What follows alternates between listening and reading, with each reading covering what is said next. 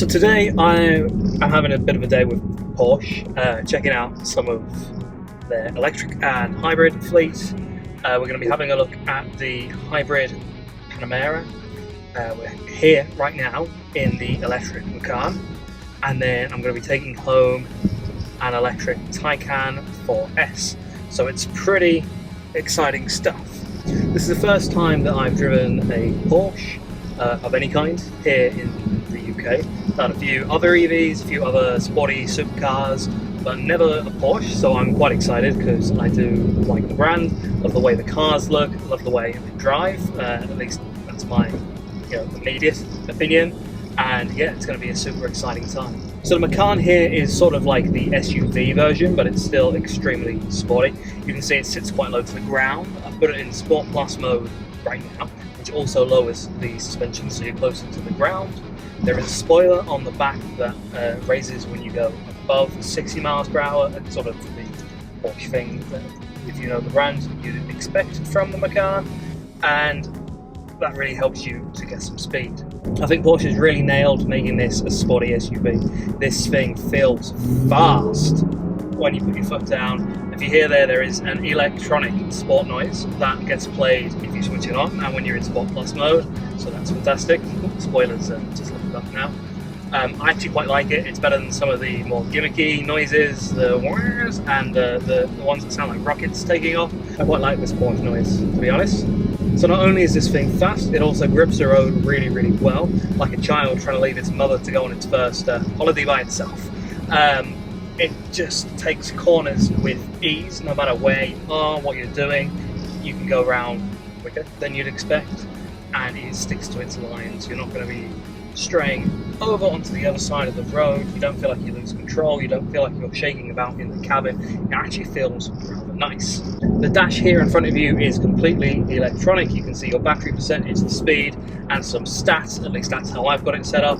Over here in the middle, you can use your CarPlay if you've got an iPhone, or Android Auto if you've got an Android phone. You can also use the car's built-in apps, change the settings here. This is where you can tweak the drive mode and different settings like that. Something I've not seen in any other electric car or any car before, to be honest, is a secondary screen for the passenger. On this, they can control music playback even when you're using CarPlay, and they can access some other quick controls to do with the temperature inside the vehicle and the heated seat. There's plenty of room inside the cabin, which is completely decked out in this gorgeous cream leather. This center console is quite large, and if you're someone that likes to move their leg around when you're sat down, it's potentially something that's going to get in the way. I feel like because there's leather on the side here, it's somewhat padded, so it's not too uncomfortable. There's quite a bit of space to the side of me here, so it doesn't feel too cramped in, but it's not the biggest cabin I've sat in. You can see the LED accent lighting going around the cabin and above the screen and then over onto the other side, and there's also the stopwatch up here, which has also got a digital clock reading on the inside. You've got two drink holder spaces here, a slot for your phone here that you can hide if you wanted to, or you can keep that open, and then inside here you've got a decently sized cubby hole. You could probably put a fair amount of stuff in there, keep it nice and hidden out of the way. Two air vents here, and then what I like, what I love is that the temperature controls are here. You can quickly just knock the temperature up and down using these buttons. It's not dials, which are even easier, but hey ho, at least it's a physical control, so you haven't got to faff around with the screen. It's the same for the heated seats, air recirculation, turning on your demister on the front and the rear. Everything's here on a button. This bit of plastic here does actually click in and move, I think. Either that or it's really, really good haptics. But it feels nice and tactile. It feels like you're actually doing something and you've got control of the car rather than just having to fiddle around with the screen. It's really intuitive to knock the temperature up and down, change the fan speed. I've got the cooling seat on now. Apparently you can have a heated seat and the cooling seat on at the same time. Not sure that makes too much sense, but here we go.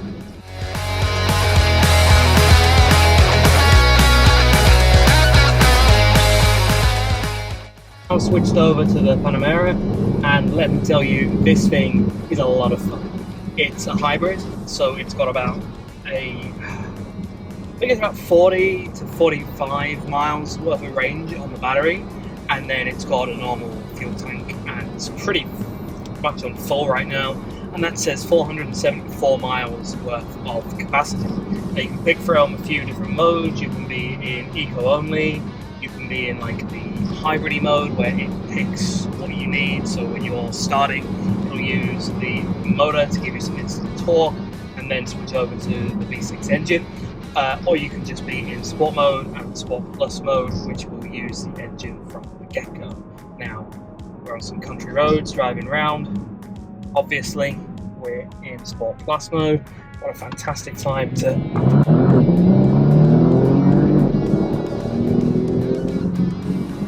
launch the car and show you just how fast it goes from 0 to 60. I hope that the microphone on the camera just managed to pick up that incredible. Now, I do like a good electric car. Driving the Macan earlier was a lot of fun, especially as an SUV. I do like an SUV. Hearing the noise of an actual engine, there's just something incredibly satisfying. Now, being a Panamera, this is fairly new, but it's nothing too far removed from what a Porsche Panamera has always been. There's a spoiler on the back, like the Macan. I mean, like all Porsches, really, right? It comes up when you get to speed and when you're slowing. Here is pretty lovely. You've got this sort of sweeping internal console, central console, sorry. You've got the stopwatch and the clock up there. This screen here has CarPlay. You can control the car settings. Fewer tweaks than in the electric one, obviously, because you can't tweak any of the electric settings, but you can still switch between your sport mode. You can also use a dial here. Built-in navigation and music controls as well with Bluetooth. You can also change your EQ settings and a few other bits. Again, I really like the fact that the climate controls are here with these little knobbly bits, and the buttons on the dash really makes things easy. This, just like in the Macan, is a volume adjuster, and then on the wheel you can do that as well. I mean, this car is a lot sleeker. It's definitely a bit tighter because of it being a Panamera, sorry. You do feel incredibly low to the ground, which is just what you'd expect from a sports car. I love how this adaptively lifts and raises and then lowers again when you're getting in and out of the car to make things a little bit easy for you. The first time I opened the door to get in, I saw it spring up. I'll be honest, it did take me aback, but I think it's a neat little feature, and it makes things easier on your knees, I guess, in the long term. But it certainly is one of convenience, and the sort of thing you'd expect from a luxury car from Porsche. In the back, you've got a quite comfortable and large area for this size of the car. I really like the sensor console for your cubby holes in the back. And the back actually has one of the most advanced displays with the most options I've ever seen. Climate controls, USB-C ports as well. It's pretty phenomenal, really. Then when you go over to the boot, there is quite a lot of space in the boot, surprisingly, for this size car. You could probably fit a decent amount of stuff in there, shopping, etc., if that's what you wanted to do. But obviously, if you're buying a car like this, you're buying it for the look. I absolutely adore this colour of green, and I love the sweeping lines on the vehicle. The spoiler at the back just makes it look really sporty. Like I was saying earlier, I really just cannot get enough of that noise. I've just dropped off the Panamera back at Porsche HQ. I'm now in the Taycan. It's a Taycan Turbo 4S, or 4S Turbo, can't remember which way around it is. It's in a fantastic purple colourway, which I absolutely adore. Purple's one of my favourite colours. I typically prefer a darker purple. This is more lilac-y, but it's absolutely phenomenal. Honestly, I wouldn't have considered getting a car in this colour before, but having now seen it, sat in it, and been, I'm driving it now, love it. Again, things inside the cockpit look fairly familiar. Here, this time we've got a screen. Yes, if you've been paying attention to the other ones, That is a big sigh, because where have my buttons and knobs gone for the AC? No, we've got a stupid little screen. Not a fan. Sorry, Porsche. Love the car, but this is a no from me. The Macan is electric. It managed to have the buttons and knobs. Why can't the Taycan as well? Anyway, that's beside the point. I'm not sure what that little touchpad down there is, but there's that, as well as the climate controls and a little dock of quick icons you can access. And then this screen is also touchscreen, which you can use to have your CarPlay. And then this screen is also touchscreen. You can have your navigation, your music, CarPlay or Android Auto on there. I'm using CarPlay right now. There's no passenger display in this one, unlike the Macan. I think Jess is going to be upset when I get this one back home, because she doesn't have a screen to play with. But I suppose it isn't the be-all and end-all for cars. Compass up there instead of a stopwatch. It's pointing northwest right now. That makes sense. We are going home. That's in the north. It's also got your current elevation and the time, just in case you need to know that. To control the actual vents, you have to press a button for an interface on the screen where you can drag them around, similar to a Tesla's. Odd, but it works. It's pointing at me right now. On the dash here, you've got an instrument cluster, speed here, stats here, battery here.